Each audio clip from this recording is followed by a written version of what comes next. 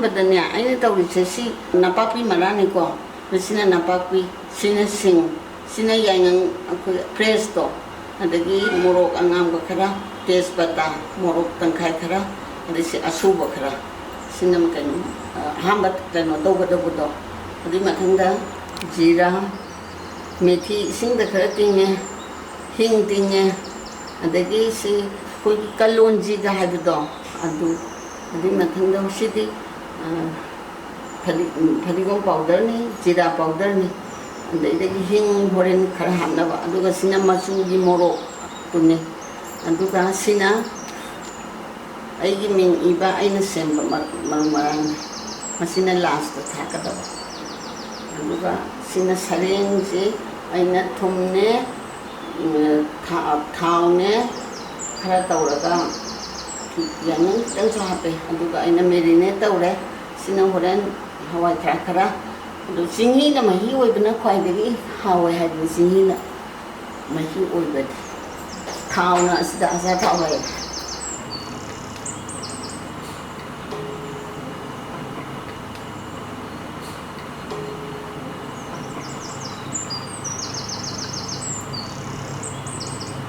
ꯊꯥꯎ ꯁꯥꯔꯕꯅꯤꯅ ꯑꯩ ꯍꯤꯡ ꯍꯥꯞꯀꯦꯀꯣ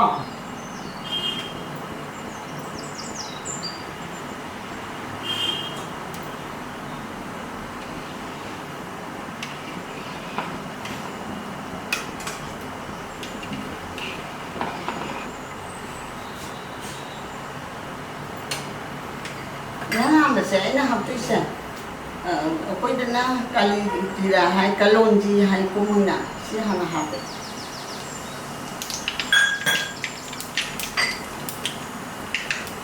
ꯑꯗꯨꯒ ꯖꯤꯔꯥ ꯍꯥꯞꯄꯒꯦ ꯁꯤ ꯖꯤꯔꯥ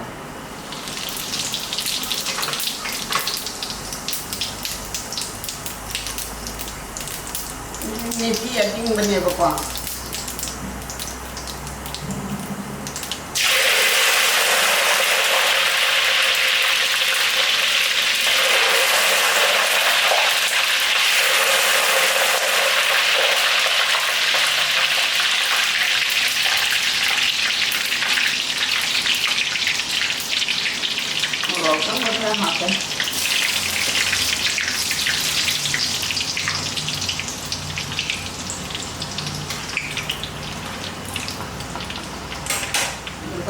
maru merah hati ko.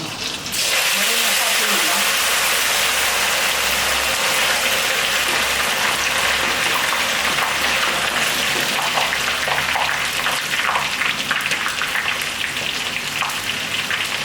Ito sa kama namin ha.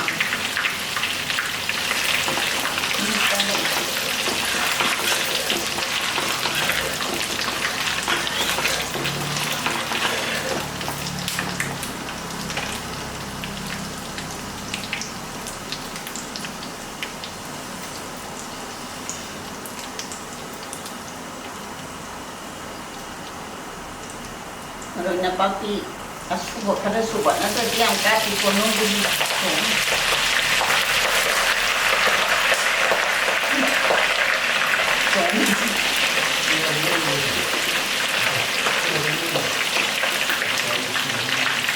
Maru ni namo lang ko.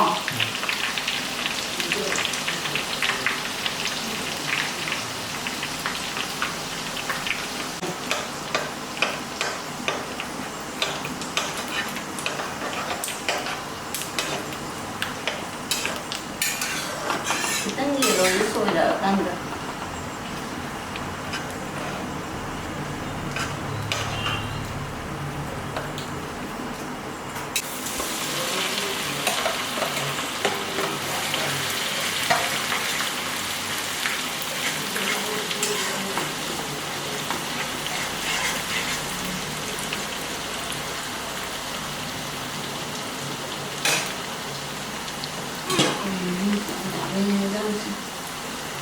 Nah, hapsal lagi ko.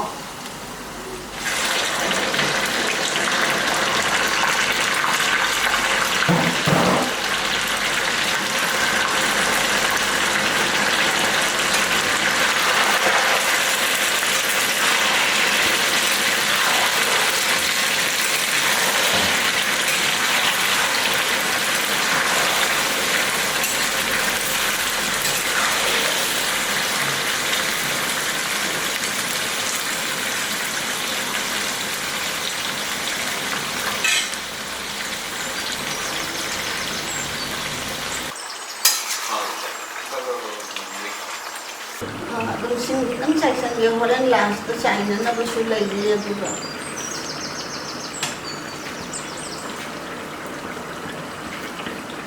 Moro asam bagara. Sino horen last to soap dong na bathamaga.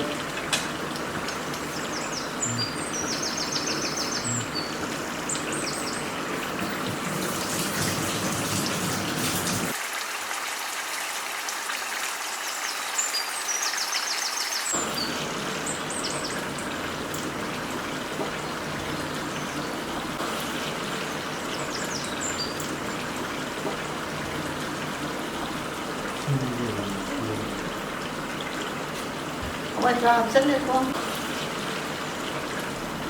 Joro lang absen.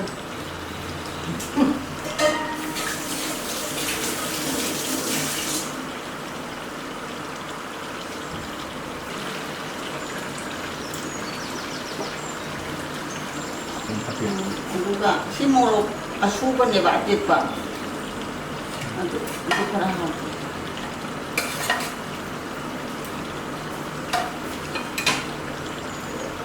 Juga si morok sini maju bajana morok.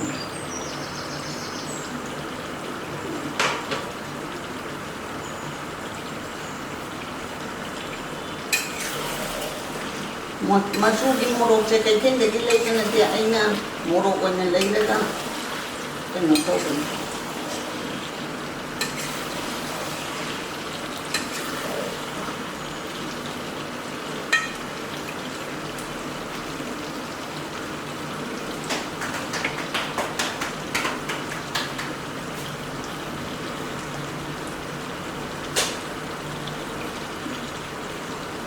Di mulak kemana? Kau noi dah hari ni kau ini hari se, hau thore se.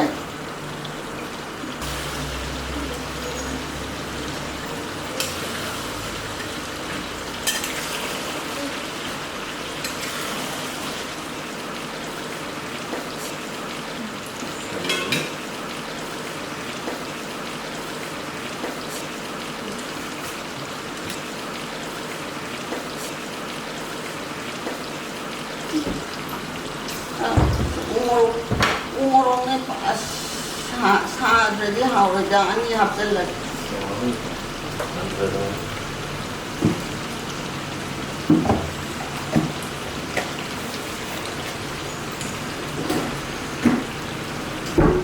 Hau lagi ni tu.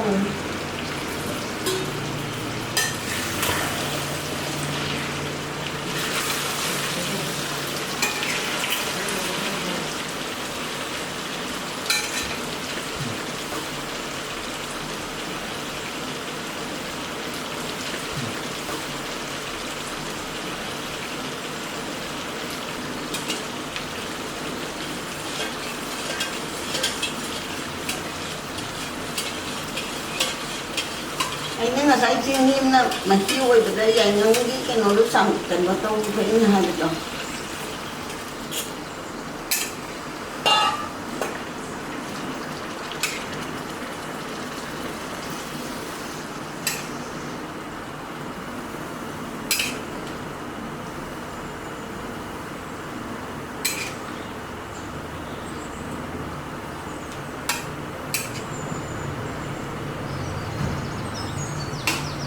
Jadi tu apa?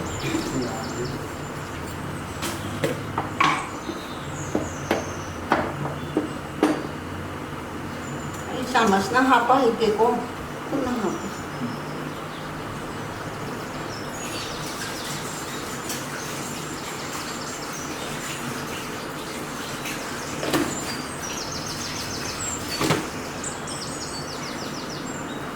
Morok tepak tangkai, morok tangkai.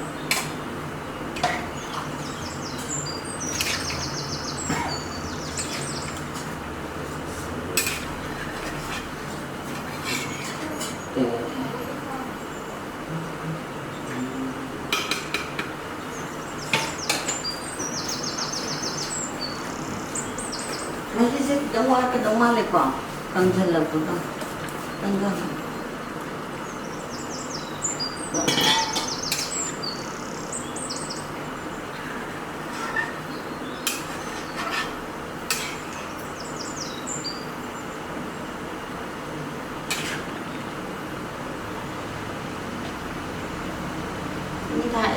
tawre aduga maru marang di horen last ta sai da si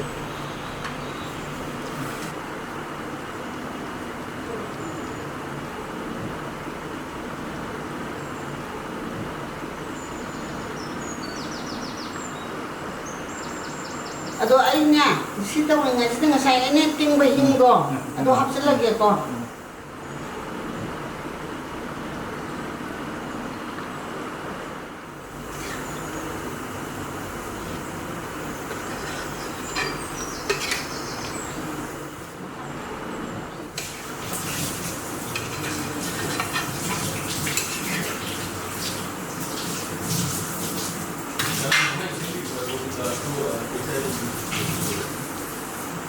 Sini jam-jam na kena tahu waten ni. Jangan tahu kita mungkin berwaten. Jangan tahu mana. Kalau nak pete-pete apa kita mana? Tahu jangan berwaten. Itu kita ngapa? Masih dani kapal kita jangan gambar juga ni. Masih kalau dia amu betul. Itu kat sana. Apa kental? Ada juga. Ada juga. Kamu apa lagi lagi? Baru kamu.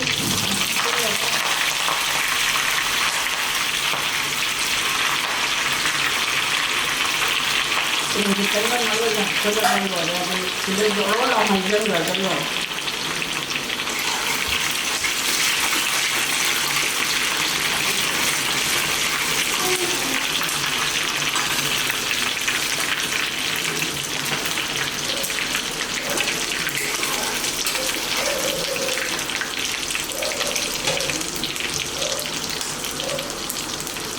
Kita ni, tadi pun malu pada hal hafsan ke kau.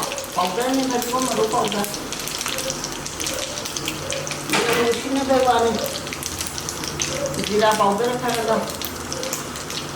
Dua. Apa ini nak? Boleh ni langsung tahu je nak.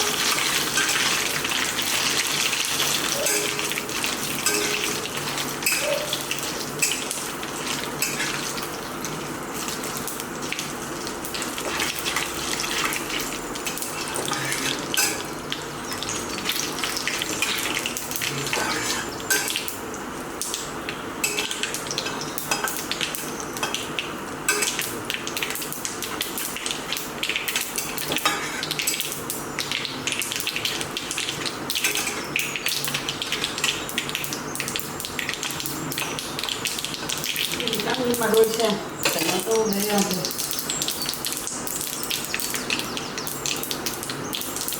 Ini sat nana bawa ke daun bawa yang lagi ni tikam tu.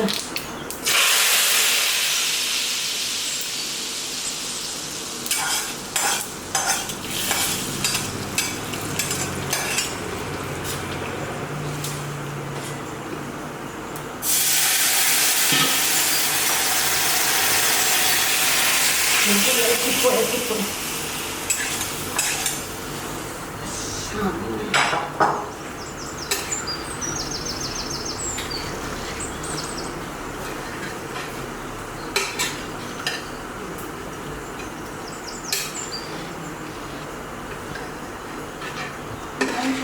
Kung gadi tangga ba ila ada doon sa rin masih sih kita kan tahu sa ano to lagi ko. Luar dagan ni pun ba.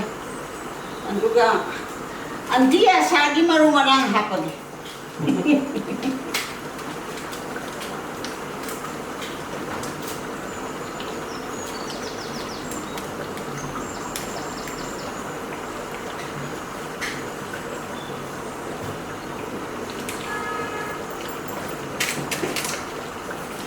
Voilà. Finish.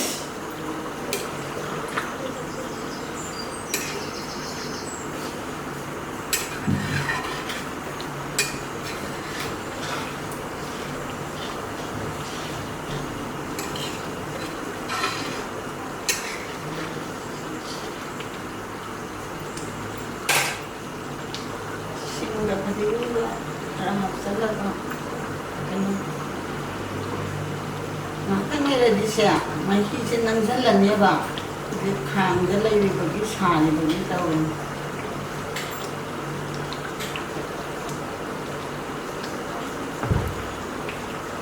ꯑꯩ ꯐꯗꯤꯒꯣꯝ ꯊꯥꯛꯆꯤꯜꯂꯒꯦꯀꯣ ꯁꯤꯡꯒ ꯐꯗꯤꯒꯣꯝꯒ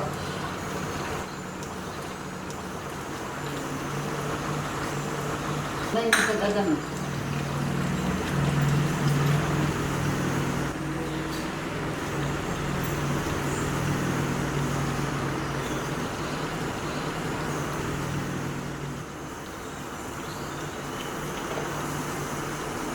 ꯂꯣꯏꯔꯦ ꯑꯩꯒꯤ ꯀꯩꯅꯣ ꯂꯩꯗꯤ ꯍꯥꯏ ꯂꯣꯏꯔꯦ